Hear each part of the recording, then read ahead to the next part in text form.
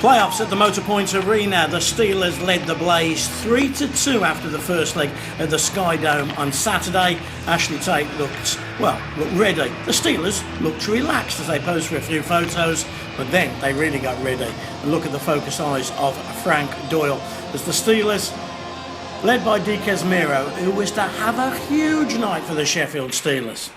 Now, we had a few technical issues in the opening period with the old cameras, but we got the first goal. It was super sexy. Dustin Cohn shoots and scores. The Steelers led 1-0, 8-24. What a shame you didn't see the whole build-up. Meyers and DiCasmirro, outstanding. Great finish, Dustin Cohn. 1-0 Sheffield, 4-2 on aggregate. Oh yes, Wooshic's behind you. That had settled the nerves down. Opening 10 minutes, Steelers all over the Blaze. Lefebvre calls a timeout. Next shift of the game. And the Sheffield Steelers, DiCasmirro, who fed Baldwin, who was first accredited with this goal. But you'll see on the action replay, the 2-0 goal was a tip from Robert Dowd. 30-51, after the Blaze timeout, shot, tip, goal. Dowd assisted DiCasmirro, second point of the night, and of course, Gord Baldwin. You'll see it again, there's the tip. It's a redirect.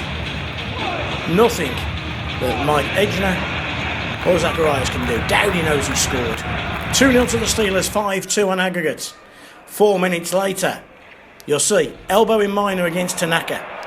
Referee Darnell puts his hand in the air. Taxi for Tanaka. Steelers on the power play. And if we were being brutally honest, it wasn't a great power play. Coventry pressed. Baldwin gets away with one there. But then the Steelers broke. On a Tuesday night, with Dowd and DiCasmirro in this form, they only needed one chance. Look at this for a pass from DiCasmirro onto the stick of Robert Dowd. Gets his second of the night. Assist of the night for DiCasmirro. That made it 3-0. 6-2 on aggregate.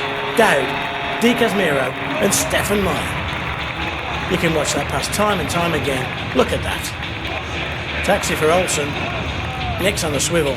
Doesn't know if it's Christmas or breakfast. The Steelers, though, led 3-0. Led 6-2. And they weren't done yet, let me tell you. Moments later, 35-16. And a cock-up in their defensive zone. They can't clear the puck. Max Lacroix goes under trois. It's Max Lacroix. And oh, is he happy. Big Spence. Good job it was Spencer that caught him. But Lacroix made it 4 unassisted. That made it 7-2. Bullet from the French-Canadian. Egner, well, word has it, wasn't too impressed. 1, 2, 3, 4. Good effort, Egner, I say. Good effort. You're going to break your stick, do it properly. Opening 2 minutes of the third period. Could Coventry come back? You know what? They've struggled. They've got no goals out of Henrik and Janand in this playoff series. Just Cowley and Gadis, and add Ross Venus to that. Scored for the Coventry Blaze in the playoffs. Their big guns didn't come to their party. Their supporting cast did. And Venus gave the Blaze hope. Pulled it back to 7-3 on aggregate, 4-3 on the night. But that was as good as it got. Steelers would shortly make it 5-1. They were first to every loose puck. Meyer again. Does any player protect the puck as well as Meyer? Look at this, Decaz. Straight onto the stick of Dustin Cohn. Cohn gets his second. Steelers led 5-1. 54:09. It was party time at the arena by now.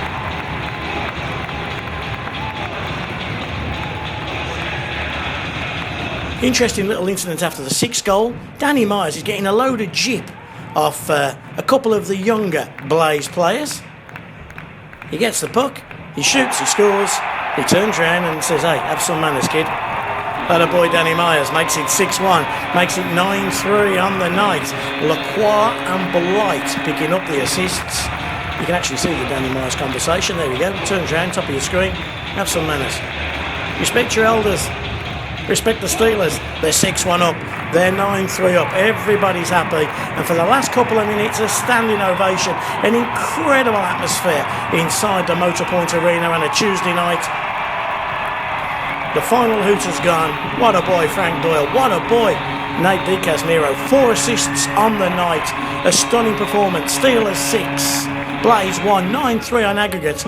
2 old mates, Henrik and Frank Doyle have a few words. Some hugs for Mark Lefebvre. Good job he has done at Coventry, but nobody did a better job than Nate DiCasmirro. Fabulous finish. Let's hear what Seth Bennett had to say with Gerad Adams. Gerad, when you reflect on that performance, you've had a few minutes now, what do you feel about it? What's the overriding emotion? I think I'm just kind of, very happy for everybody involved, the players, the ownership. I think everybody around, from not being for that Final Four weekend for a couple of years. I think it meant a lot for people. So I know people are in good spirits, and just thrilled for everybody's, I don't know, not attitude, but how everybody's feeling right now. It's a good feeling, so we should enjoy the moment. Do you feel that you've been able to stamp your mark on this team at all? I hope so. I've said right from day one, I've had a great time. I've had a blast dealing with them, and I hope that's rubbed off on the players. I don't know how they feel about me. I have to speak about them, but they're a great group to work with.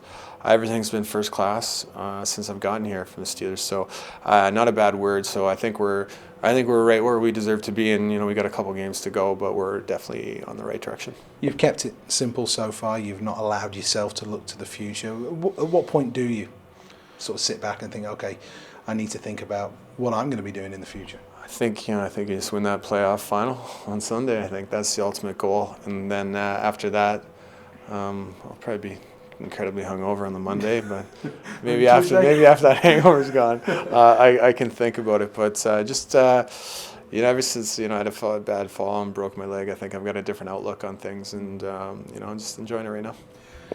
You've had a shady year. I think that's maybe a polite way of putting it. Mm-hmm. What would it mean for you to walk out of this season with a victory in that final game, and finally a victory in the playoff finals, the one that you had as a coach to the one you won here as a player? It'd mean a lot. Personally, obviously, I think it'd mean a lot, especially for my family who've been unbelievable supportive. My wife and my daughters since things went south in Cardiff. We'll leave it at that. It's one of those things that, I don't really want to speak too much about it because, I'm just happy where I am, to be honest. Be honest, you're in a pretty dark place, weren't you, at the end of December? And for you now to be standing here at the start of April, pretty much, in the Final Four weekend, that's some turnaround. It is. It's, I was getting tons of advice from a lot of good people at that point. And, I think it's just such a cliche in life, but if you kind of go about things the right way and hold yourself in a right stature, right regard, you'll get rewarded. So hopefully, my attitude towards things, approach, and dealing with things will pay off. But, I'm just having a blast coaching these players. It's great. The training sessions are fantastic. The skill level and the listening and the applying of everything, it's been really good. So I'm just having fun with it. What do you remember about winning when you were in Sheffield? Oh, man, well, I was thinking, I was actually just thinking about that. Obviously, getting off that bus when you get back is something that never ever leaves you. And, I can still remember Kirk DeWall right beside me and what he was saying. I can still remember it to this day, to be honest. So I think that was the most he said all year, wasn't it? Well, it was great that year. He's just a little bit had a little bit of a rough start, but no, it's one thing that never leaves you. So just getting home on that bus and the people and what it means to everybody, I'll never forget that. How good does it feel to be back at the big dance?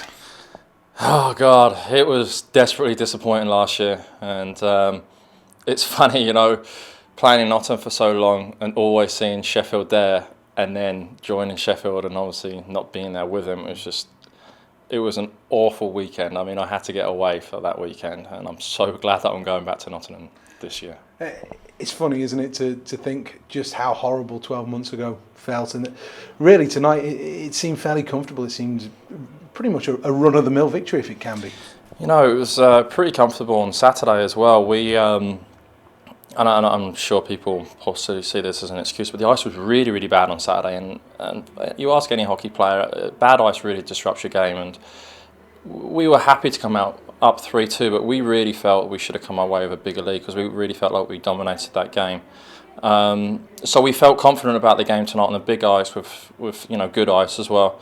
And obviously to get that first goal and then obviously that second period blitz pretty much just put it to bed. Is it different playing here? Obviously there's a lot of talk about the previous performances at Sheffield over the last couple of years, but to come here and be at home, be in the normal locker room and everything that goes with that? It's way different, and that's just the fact. It is way, way different. And this is where we mainly train. This is the ice pad that we're used to when we're going through our drills, when we're going through our forechecks and our breakouts. We know our patterns on this ice pad as opposed to Ice Sheffield, where it's a lot smaller. So it obviously really benefited us to play at the arena tonight, and I think it certainly showed. Are you a team that's found your identity over the last 6 weeks? Yes, I think we are. I think previously we played way too tentative, and now we're extremely aggressive, and I think it certainly pays off. Speaking on behalf of the players, we certainly enjoy the way that we play right now, and it's bringing success.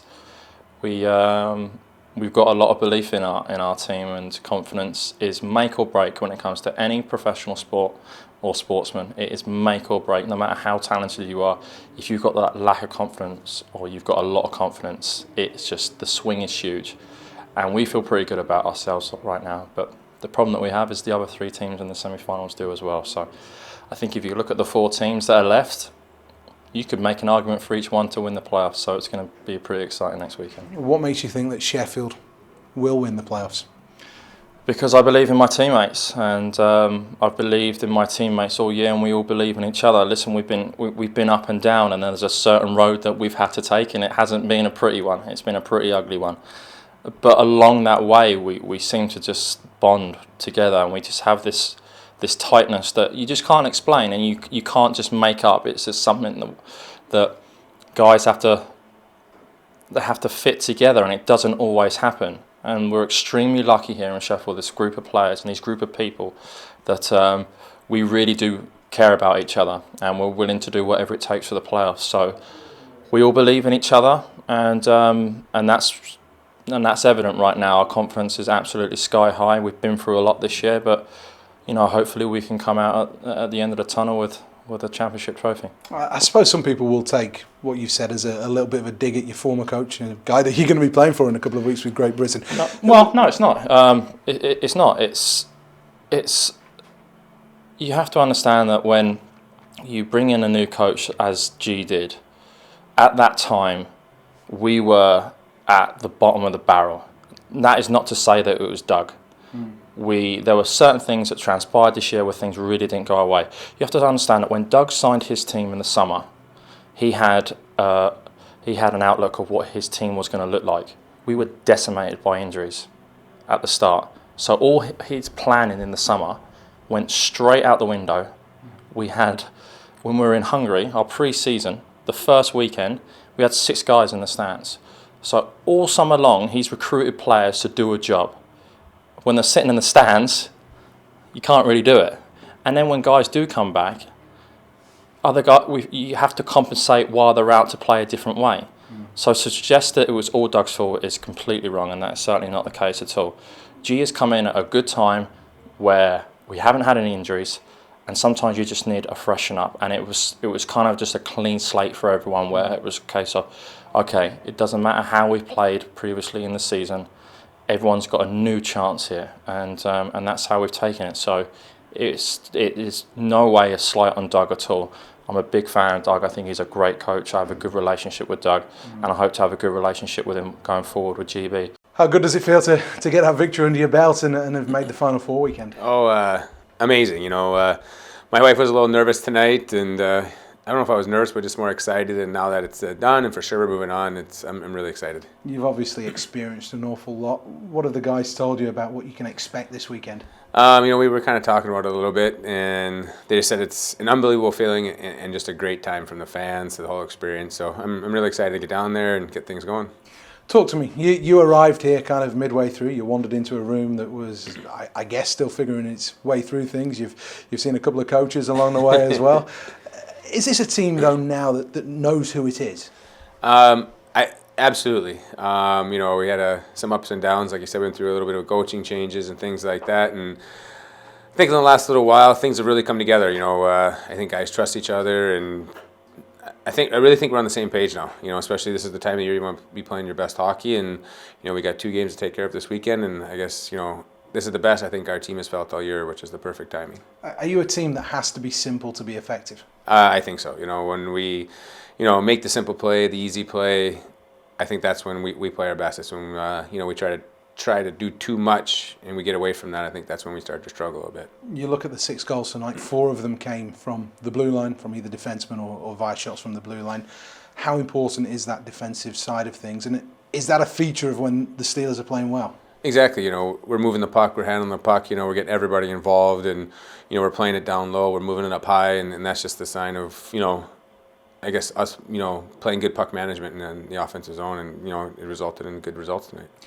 People looked at you early on in your Sheffield career, and they saw you inseparable with Rob Sirianni and the relationship that you had on the ice. But from the outside, it looks like you're playing your best hockey now, playing with 2 very, very different players. Yeah, me and Siri we had good chemistry. When he left, it kind of had to take a little time to find a couple of guys. But with Dowdy and stuff, they're 2 completely different players, but I think all 3 of us complemented each other great from what they do and stuff like that. So, my job is just kind of get them the puck and, they take care of business. Talk to me about the defensive side of your game, because again, that's not something that people necessarily would scream when they see your name on a team sheet. But this evening particularly, dominating in both ends of the rink, but particularly, you think of the 1 goal where you make the intercept on the blue line, you then go and create the goal, comes back to the blue line in the shot. Yeah, I guess I was fortunate enough when I first turned pro.